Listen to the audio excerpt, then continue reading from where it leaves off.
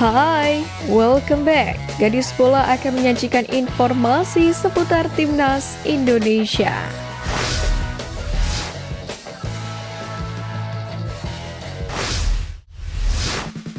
Timnas Indonesia U16 membuka aksi di Piala AFF U16 2024 dengan begitu meyakinkan lewat skor 3-0 atas Singapura, tepatnya di Stadion Manahan pada Jumat malam. Rasa grogi memang terlihat jelas dalam sentuhan pemain di 5 menit pertama. Baik pemain Indonesia maupun pemain Singapura sama-sama terlihat hati-hati dalam melakukan serangan.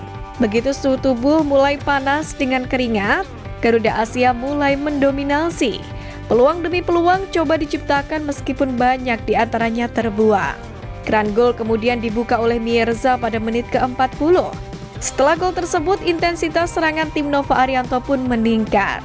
Dalam hal ini, Nova mengapresiasi para pemain Timnas Indonesia U16 yang untuk pertama kali tampil di depan supporter untuk membela negara. Namun demikian, Nova Arianto juga menyoroti 15 menit pertama yang menghadirkan situasi kurang impresif bagi Putu Panji dan kawan-kawan. Selanjutnya, mantan pemain Persebaya dan Persib Bandung itu berharap anak asuhnya bisa tampil lebih rileks dalam laga yang akan datang.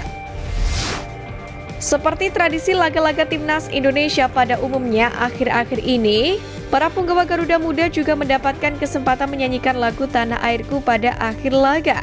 Sembari membentuk lingkaran di tengah lapangan dan menghadap ke supporter, putra-putra bangsa terbaik tanah air ini diperdengarkan lagu ciptaan Sari Cahniung atau Ibu Su tersebut. Pelatih Nova Arianto dan para official juga ikut berada di tengah lapangan bersama Putu Panji dan kawan-kawan. Pada kesempatan ini, beberapa pemain Timnas Indonesia U16 terlihat tak bisa menguasai emosi saat menyanyikan lagu Tanah Airku. Yang pertama terlihat di kamera adalah Fabio Azkairawan. Pemain jebolan Persija Jakarta ini tampak menundukkan kepala dan bergetar saat awal lagu diputar. Fabio juga terlihat menyeka air mata dengan jersey ketika lagu berakhir. Sementara pemain kedua yang juga begitu emosional adalah Muhammad Zahabi Goli. Bahkan pemain yang juga didikan Persija itu terlihat menangis. Kendati pemain lain tidak seemosional Fabio dan Goli, tetap ada rasa khidmat dan menghayati secara mendalam ketika menyanyikan lagu Tanah Airku. Sementara itu, Ketua PSSI Erick Thohir menyambut kemenangan dengan skor meyakinkan atas Singapura ini. Erick menyoroti kualitas tim secara teknik dan mental. Pria yang juga menjabat sebagai Menteri BUMN ini menilai para pemain bisa menjadi atlet top pada masa yang akan datang.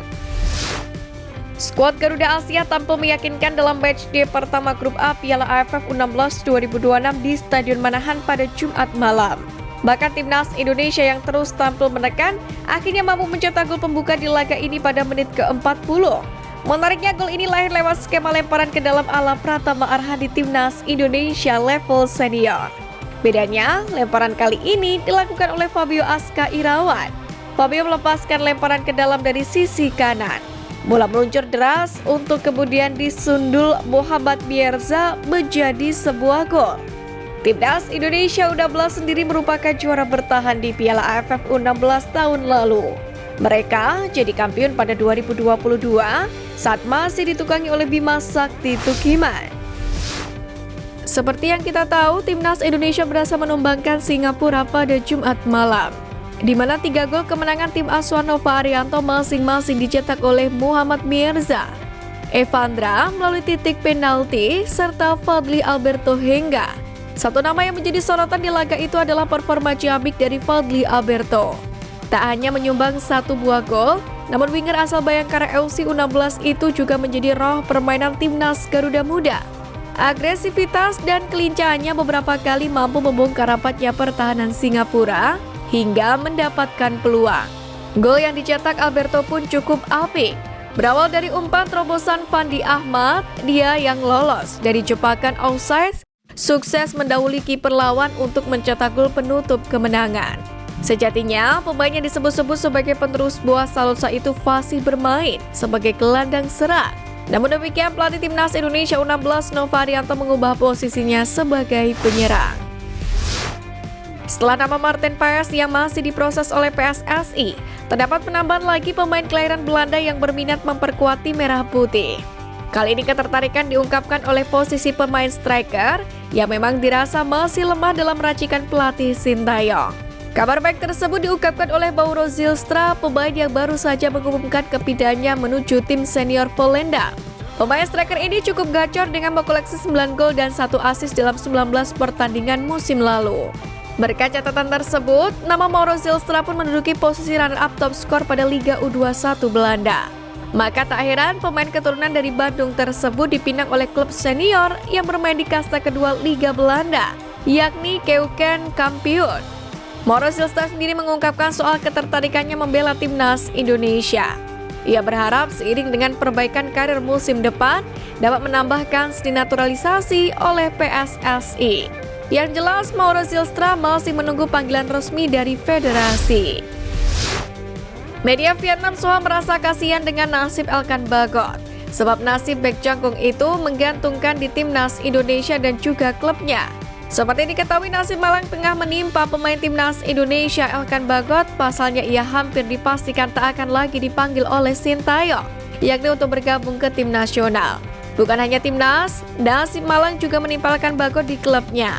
Pasalnya Ipswich Town yang musim ini berhasil promosi ke Premier League berpeluang tidak akan memakai jasa Bagot.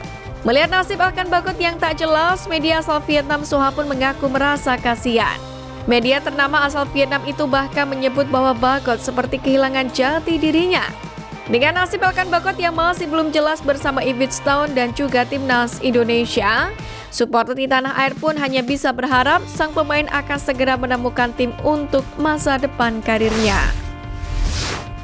Timnas Indonesia di bawah komando Sintayong berhasil mencapai beberapa prestasi yang sebelumnya tidak pernah terbayangkan. Seperti di Piala Asia 2023, skuad Garuda secara mengejutkan mampu lolos dari fase grup setelah melewati grup neraka yang dihuni oleh Vietnam, Irak, dan Jepang. Skuad Garuda juga sempat memberikan perlawanan kepada Jepang dan Australia di Piala Asia meski secara peringkat FIFA terpaut sangat jauh. Saat memimpin timnas Indonesia U23 di Piala Asia U23, STY juga sukses membawa timnya lolos hingga babak semifinal. Bahkan Marcelino Ferdinand dan kawan-kawan nyaris lolos ke Olimpiade Paris sebelum dikalahkan oleh Guinea pada laga playoff. Puncaknya, Sintayong membawa timnas Indonesia lolos ke putaran ketiga kualifikasi Piala Dunia 2026 zona Asia. Itu artinya tinggal selangkah lagi masyarakat Indonesia bisa melihat tim nasional kebanggaannya bermain di Piala Dunia. Pelatih asal Korea Selatan ini pun juga membuat fondasi skuad Garuda dengan para pemain muda bertalenta seperti Marcelino dan Rizky Ridho. Namun demikian, dalam hal ini Erick Thohir mengatakan semua kesuksesan skuad Garuda saat ini bukan hanya datang dari Sintayong seorang. Menurut Erick Thohir, peran besar dari para pemain yang sudah mempertaruhkan segalanya untuk bisa berada di level saat ini juga jangan disepelekan. Sebuah ultimatum dilontarkan oleh Erick Thohir terkait penegakan hukum di kompetisi Indonesia. Ketum PSSI ini memastikan bahwa institusi yang ia pimpin akan menyikat pelaku praktik lancung di lapangan hijau, termasuk match fixing. Menurut Erick Thohir, dalam upaya memberantas praktik-praktik lancung tersebut, PSSI bekerja sama dengan sejumlah institusi lain, termasuk kepolisian.